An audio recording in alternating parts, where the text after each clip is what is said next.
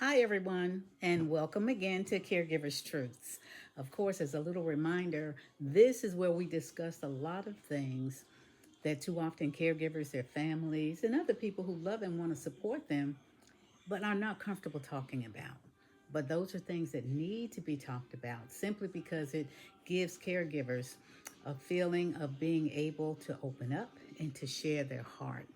And that's really important because to suppress things that are weighing so heavily on you can be really, really very, very dangerous. And we'll talk about that some more probably next week. But you know what? We're going to talk about today your villagers. Who are your villagers? I've alluded to this, I've hinted at it a little bit, just spoken a little bit about it, but we're going to go into a little bit more depth. It's kind of an assessment for you to see who are your villagers. Because one of my biggest concerns is when caregivers feel that they have to navigate this journey alone, this caregiving journey alone. And some of them have to navigate it alone. Absolutely. So sometimes they have to navigate it alone because that's by choice. But sometimes it's because they have no other choice. But remember, caregiver truths has been created to bring an awareness. And an awareness means action after you become aware. And the whole point of this is to make sure that people know what caregivers go through very often, and so that they can understand we need your support. They absolutely need your support. Absolutely. We need you to get into the fight. Do you all remember, I think it was last year, Gene Hackman, the Oscar winning actor who was found dead in his home along with his wife. He had advanced stages of Alzheimer's. I don't know the whole story, but I still say, where were his villagers? Where were his villagers? This man walked around in his home with his wife's body, deceased body, for I think it was 6 days, before someone came. Where were the people who knew that this man had advanced stages of Alzheimer's and knew that his wife had possibly some health concerns as well? That just bothers me. And let me ask you this, where were the villagers of this elderly woman who had belonged to a church for almost 40 years? But the postman had to be the one to find her body. She'd been dead in her home for 2 weeks. Nobody ever came to check on her. How can she have been a member of a church for 40 years and nobody ever bothered to check on her? But the postman noticed that she wasn't getting her mail, so that's when he called for a wellness check. And you know what? That's not an isolated incident. Sadly, it happens too much. Happens entirely too much. In fact, who can you call on for help if you get sick, say 1 or 2 days? How about 2 or 3 weeks or longer? Who can you call? Who is in your village that'll take up the slack, that'll run with the baton, so to speak, and take over your caregiving responsibilities while you recuperate? Let me tell you something. Somebody told me a long, long time ago, and it was a minister, no less. He said, people may show up for the first couple of days, but you stay down too long, those calls and those visits can often cease. See, caregivers have to have villagers who are committed and consistent. That's very, very important, because if something were to happen to you, what would happen to the person you care about? I know this is a thought that stays on a caregiver's mind, but with the responsibilities that they often have, that's also a thought that gets brushed and put out of their mind, not even in the back of their mind, out, but it comes back again and again. But it's something that you really don't enjoy thinking about, but it's something you have to think about. Again, who is in your village that you can share your confidential matters with? Health, financial, your business. Who can you share those things with? Who can you trust? You need a villager that you can trust with those.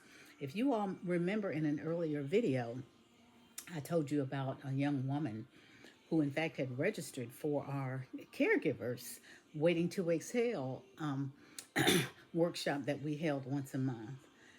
and she never made it. You know, she was caregiver for her mom, but she got sick and had to be rushed to the hospital. You know, thankfully, there was a friend who got access to the key to her home, and she told her where to find her papers because, of course, she needed insurance papers, all of that, you know, and her mom wasn't able to do it. But that was a story that had a very sad outcome. Very sad outcome because her mom had to end up going into a long term care facility. And this particular caregiver, in fact, died, you know, not right away. But the whole point is, y'all, when you getting your wills in place, you're getting your insurance, all of that in place, you got to also talk about what's going to happen to me or what is going to happen if something does happen to me. Who can I get to step in to care for my mama? You've got to have those discussions. Absolutely have to have those discussions. Here's another one. You're stressed, you're frustrated. Who can talk you off of that ledge? When you are so tired and you're aggravated, you're angry, all of that, who is in your village that can calm you down and get you off that ledge, that proverbial ledge, give you some advice that you'll listen to so you don't make some rash decisions that could have some negative effects on you and other people? You've got to have that person as a villager because being overwhelmed and stressed out can cause you to make something other than a wise decision. And those decisions can sometimes mean a matter of life or death. Literally, they can. Caregivers are going to get frustrated. They're going to get stressed. That's a given. That's a given. And I want to meet the ones who never, ever, ever do. Never, ever, ever do. I want to meet those folk because, Lord Jesus, I just need some of that to rub off on not only me, but persons who are caregiving in very stressful situations. But we got to keep it real and keep it honest. That's why this is Caregiver Truths. Absolutely. But look, we have got to make sure that you have a village. You got somebody who can talk you off of that ledge, as we said. It's crucial that caregivers have villagers who can provide some wellness checks a couple times a week. Just to say, girl, how you doing? How are you doing? Just want to hear your voice. That is so important for a number of reasons. Everybody wants to feel that somebody cares about them. Everybody does. And this is a simple way. Remember, I said earlier in a video earlier that there are so many opportunities to support caregivers. Some of them are so simple. They really are. And this is one of the ways right here. Just a couple of calls, you know, just a few calls each week. Okay, who are your villagers that energize you, that bring you joy and peace in your spirit? Because you're going to need that. You need villagers who can find humor in all kind of stuff. Stuff that can make somebody else so mad, have them in tears, but they can still find humor in it. Because you need to laugh as much as you can. Let me tell you, you do not need villagers who always have to be so serious. So serious. Please get over that. You got to have somebody who brings joy, who brings laughter. Absolutely. You need villagers who can sense when you need a pick me up, when you need somebody to just grab you, give you a hug, and nothing else, if they can't do anything else but just hug you, say, girl, I'm here for you. I'm here for you. You can do this, to encourage you. You need villagers with a contagious, peaceful, and calm spirit that can affect the whole atmosphere. Love being around those kinds of people. You know, those persons who can just positively affect your atmosphere and they can leave it. When they leave your home, it lingers. Those are the folk you need as villagers as well. Another villager that you need. Your village has to consist of not only family and close friends that you know, but it has to be professionals who can give you sound advice, medical advice, psychological, legal, and financial advice. Who are yours? You have got to get some of those persons in because you're going to need attorneys to help with trust, with wills, guardianship, possibly power of attorney, As a caregiver, you're going to need all that. You also need mental health specialists. I know y'all have heard me say this a million times. You're going to hear me say it a million more. This is so crucial. So crucial.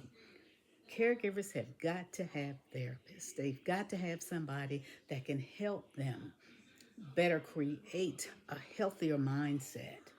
They've got to have somebody who can give them the tools to do that. That's real important.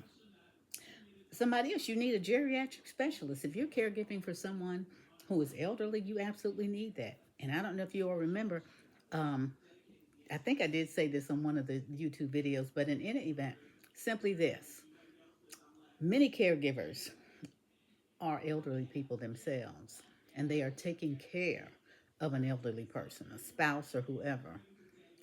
So when we talk about having a geriatric specialist, having someone who knows what it means to age, knows some of the things that we go through, it's real important that both of you seek that help, from a specialist. Because I've said it before and I'll say it again.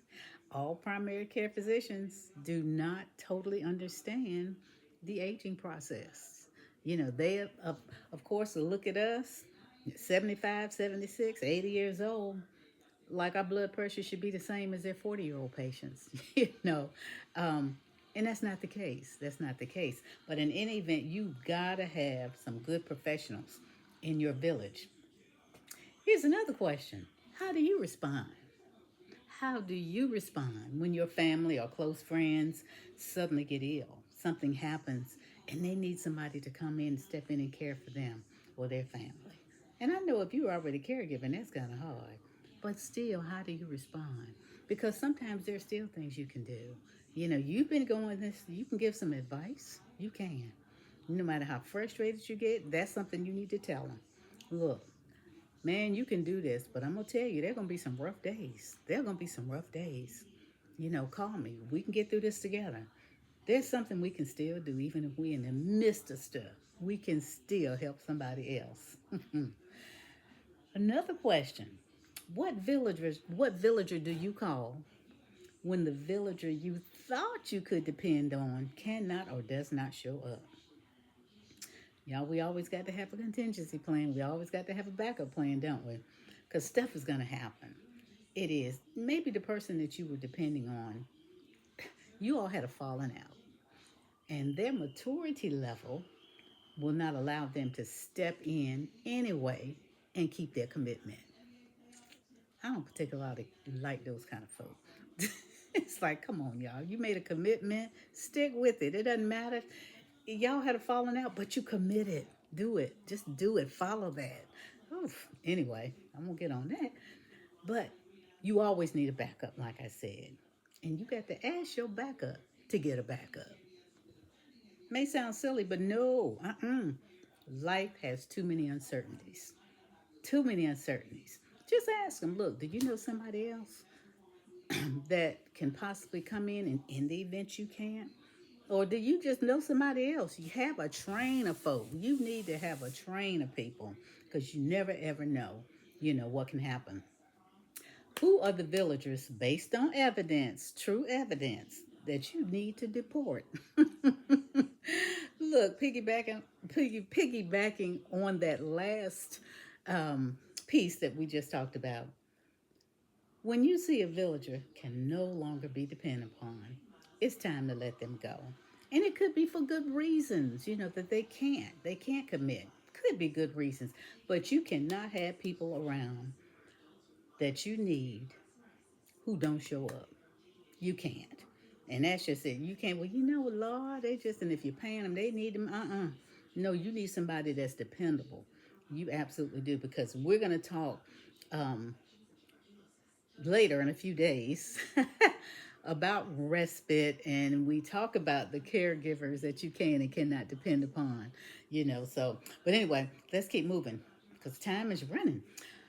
Our villagers have got to include young people.